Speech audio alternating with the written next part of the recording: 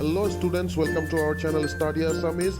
যদি চেনেলটো থকা ভিডিঅ'বোৰ চাই ভাল পাইছা তেনেহ'লে সাবস্ক্ৰাইব কৰিবা, লাইক কৰিবা, শ্বেয়াৰ কৰিব নাপাহৰিবা।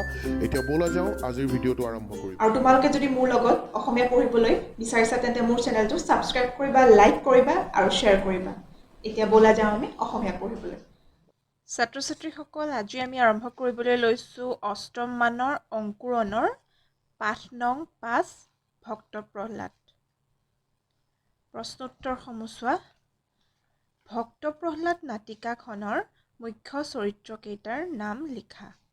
উত্তৰ: ভক্ত প্ৰহ্লাদ নাটিকাখনৰ মুখ্য চৰিত্ৰকেইটাৰ নাম হ'ল হৰি। ইয়াত ব্ৰেকেটত দিয়া আছে হৰি কোন হয়? ত্ৰিজগতৰ ত্ৰাণকৰ্তা, ভক্তবৃন্দৰ উপাস্য দেৱতা। হিৰণ্যকশিপু হৈছে দৈত্যৰাজ হৰিৰ চিৰবৈৰী। প্ৰহ্লাদ হৈছে হিৰণ্যকশিপুৰৰ পুত্ৰ, ভগৱানৰ একান্ত ভক্ত। সন্দামৰ্ক দৈত্য গুৰু, মহাৰাণী হিৰণ্যকশিপুৰৰ পত্নী আৰু দৈত্যৰাণী। নেক্সট কুৱেশ্যন, নাটিকাখনি কেইটা দৃশ্যত বিভক্ত? উত্তৰ: নাটিকাখনি 5টা দৃশ্যত বিভক্ত। নেক্সট কুৱেশ্যন, প্ৰহ্লাদৰ পিতৃৰ নাম কি? উত্তৰ: প্ৰহ্লাদৰ পিতৃৰ নাম হিৰণ্যকশিপু। হিৰণ্যকশিপুৰ ভাতৃৰ নাম কি আছিল? উত্তৰ: হিৰণ্যকশিপুৰৰ ভাতৃৰ নাম আছিল হিৰণ্যাক্ষ। 9 নম্বৰ, হৰিৰ প্ৰতি প্ৰহ্লাদৰ কেনেকুৱা ভক্তি আছিল? উত্তৰ: হৰিৰ প্ৰতি প্ৰহ্লাদৰ একান্ত ভক্তি আছিল। প্ৰথম নম্বৰ, প্ৰহ্লাদক অসুৰৰ শাস্ত্ৰজ্ঞান দিবলৈ কাক নিযুক্তি দিয়া হৈছিল?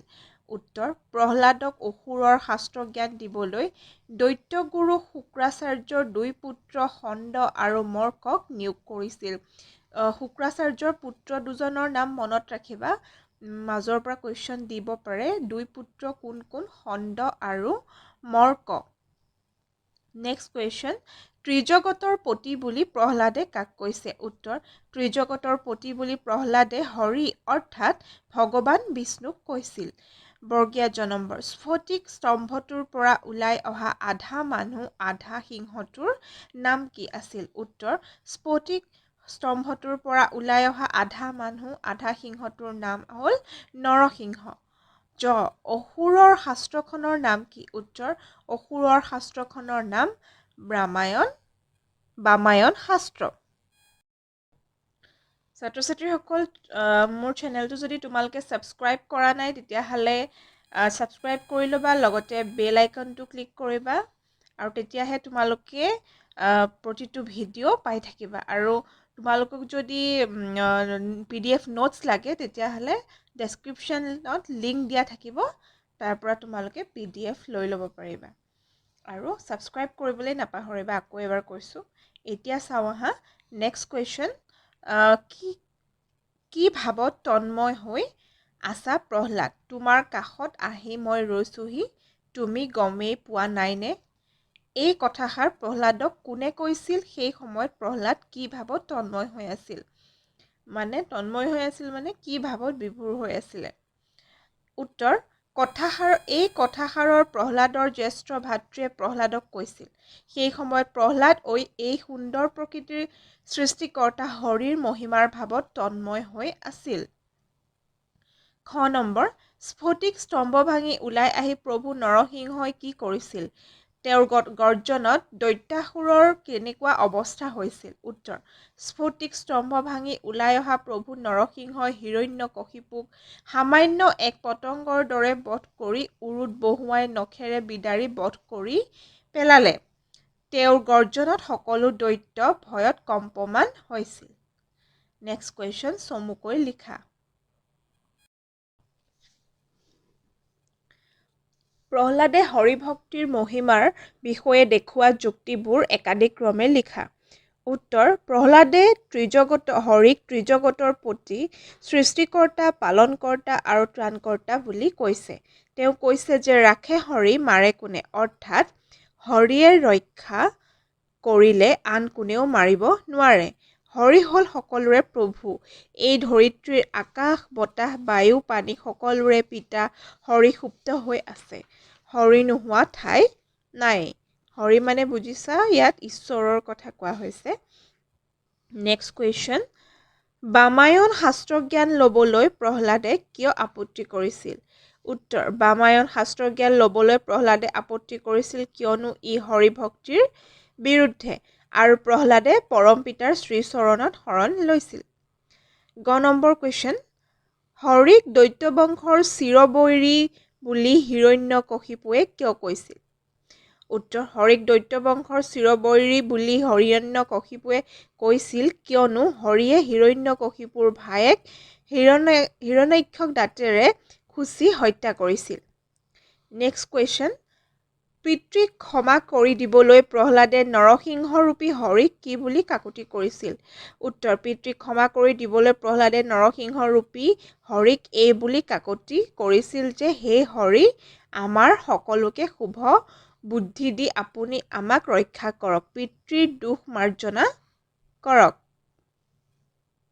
বুজি পাইছা নিশ্চয় প্ৰশ্ন উত্তৰসমূহ যদি ইয়াত কিবা বুজি পোৱা নাই বা শব্দৰ অৰ্থ বুজি পোৱা নাই তেতিয়াহ'লে তোমালোকে কমেণ্ট বক্সত কমেণ্ট কৰি সুধিবা নেক্সট কুৱেশ্যন প্ৰথম সন্দামৰ্ক ই প্ৰহ্লাদক বামায়ন শাস্ত্ৰজ্ঞান দিবলৈ কি বুজনি দিছিল উত্তৰ সন্দামৰ্ক এই প্ৰহ্লাদক বামায়ন শাস্ত্ৰজ্ঞান দিবলৈ এইদৰে বুজনি দিছিল যে ৰাজকুমাৰ প্ৰহ্লাদৰ কণ্ঠত হৰিনামে শোভা নাপায় প্ৰহ্লাদ হ'ল দৈত্য বংশৰ পুত্ৰ হৰিনাম লোৱাটো প্ৰহ্লাদৰ বাবে উচিত হোৱা নাই সেয়েহে সন্দামৰ্কই প্ৰহ্লাদক বামায়ন শাস্ত্ৰ পঢ়িবলৈ বুজনি দিছিল দ্বিতীয় নম্বৰ প্ৰহ্লাদে গুৰুদ্বয়ৰ বুজনি কিয় মানি লোৱা নাছিল গুৰুদ্বয় বুলি কৈছে কাৰণ ইয়াত দুজন গুৰু আছে কথা কোৱা হৈছে উত্তৰ প্ৰহ্লাদে গুৰুদ্বয়ৰ বুজনি মানি লোৱা নাছিল কিয়নো বামায়ন শাস্ত্ৰ হৰিভক্তিৰ বিৰুদ্ধে আৰু প্ৰহ্লাদে পৰম পিতাৰ শ্ৰীচৰণত শৰণ লৈছিল নেক্সট প্ৰশ্ন চোৱা ব্যাখ্যা কৰা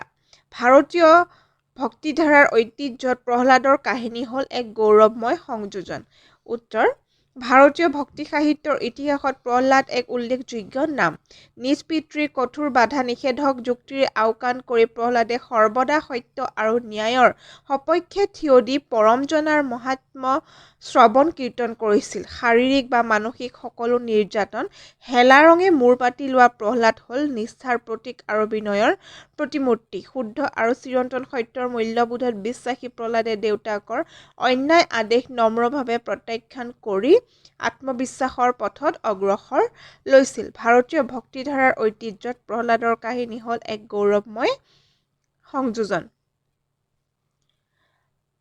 নেক্সট কুৱেশ্যন মোৰ বিনাশ হা বোধ কৰো জ্ঞাত নহয় যে মোক মানুহ অথবা জন্তুৱে বধ কৰিব নোৱাৰে আনহাতে মোৰ মৃত্যু দিনৰ ভাগতো নহয় ৰাতিও নহয় সেয়েহে মই নিশ্চিত সহজে নহয় মোৰ বিনাশ এই সংলাপটো কোনে কাক কৈছিল লিখা এই সংলাপটো হিৰণ্যকশিপুৱে প্ৰহ্লাদক কৈছিল এতিয়া চোৱা ব্যাকৰণ তলৰ সমাহযুক্ত বাক্যসমূহ তালিকাত উল্লেখ কৰা মতে লিখা ত্ৰিভুৱন হতাহতি পৰ্বত গম্ভীৰ ত্ৰিজগত সিংহাসন এইকেইটা কি সমাস হয় লিখিব দিছে ইয়াতে চোৱা ব্যস্ত বা সমস্যমান পদ সমস্ত পদ কেইটা ইয়াত দিয়া আছে ত্ৰিভুৱনৰ সমাহাৰ সমস্ত পদটো ত্ৰিভুৱন আৰু ব্যাস বাক্য হৈছে তিনি ভুৱনৰ সমাহাৰ পৰস্পৰে হাতে হাতে কৰা যি যুদ্ধ তাৰে সমস্ত পদ কি হতাহতি আৰু ব্যাস বাক্য পৰস্পৰে হাতে হাতে কৰা যি যুদ্ধ পৰ্বতৰ নিচিনা গম্ভীৰ সমস্ত পদ পৰ্বত গম্ভীৰ ব্যাস বাক্য পৰ্বতৰ নিচিনা গম্ভীৰ তিনি জগতৰ সমাহাৰ সমস্ত পদ ত্ৰিজগত তিনি জগতৰ সমাহাৰ ব্যাস বাক্য আৰু সিংহখোচিত আসন সমস্ত পদ সিংহাসন সিংহ সখাচিত আসন বুজি পাইছা নিশ্চয় মই ব্যাকৰণৰ কাৰণে বেলেগ এটা ভিডিঅ' বনাই তোমালোকৰ আগত মই উপস্থাপন কৰিম তেতিয়া তোমালোকে আৰু অধিক লাভদায়ক হ'ব তোমালোকৰ কাৰণে নেক্সট চোৱা